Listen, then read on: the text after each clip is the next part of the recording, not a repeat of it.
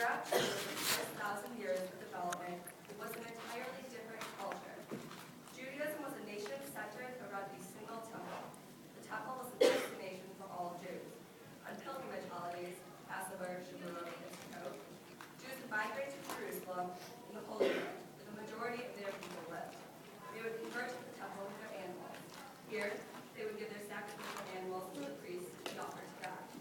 The priests were hereditary leaders, government officials of sorts. To be a priest, one had to be born into the role.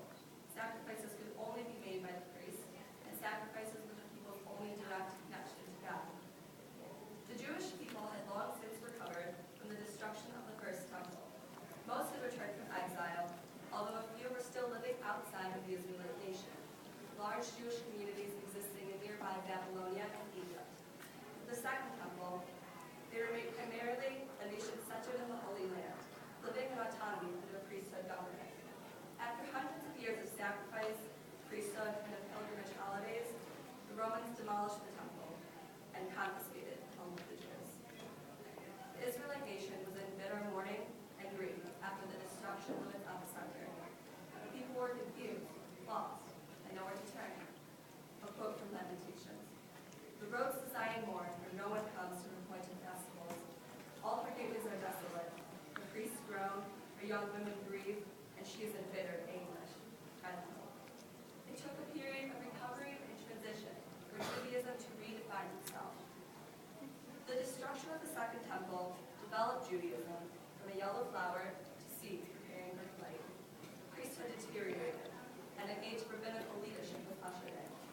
Family lineage was no longer necessary to be a leader of the Jewish people. Rabbis now gained leadership roles and community respect by displaying their wisdom. The focus shifted to study, discovery, and interpretation of the Torah. With the temple razed to the ground, there was no longer a location for sacrifices. Previously, the only direct connection to God, the inability to make sacrificial offerings seemed to disable Judaism. Instead, however, rabbis began a new tradition of connecting to God through prayer and Torah study. Priests in a temple faded as the only means of a communion between Jews and God. The addition of prayer democratized Judaism, and that now every Jew had a direct connection to God. All that was needed was knowledge of prayer.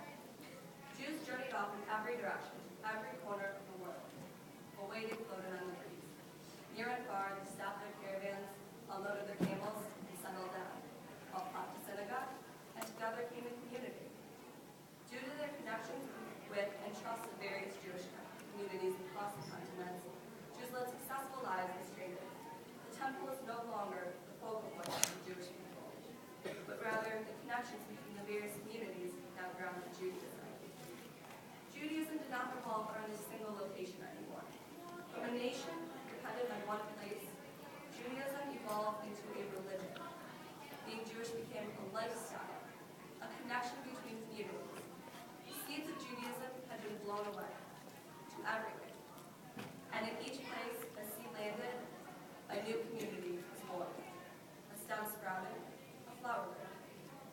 For generations, the cycle continued, until here we stand today, nearly 2,000 years later, and one dandelion, picked, blown, and tossed in the ground, is the Jewish people that contributes to the population of nearly every country of the world, continuing to diffuse. Nearly every Jew, no matter where they live or how they practice, is a descendant of the temple-dwelling nation. Each Jew is still a Jew, just as each dandelion seed can wait for dandelion. A year has gone by since the child blew her dandelion, and with spring, flowers have returned. She skips out to the field where the dandelion can be found, and everything is yellow.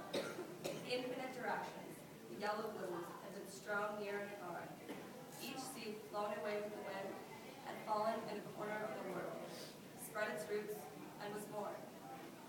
Each seed blown from a single dandelion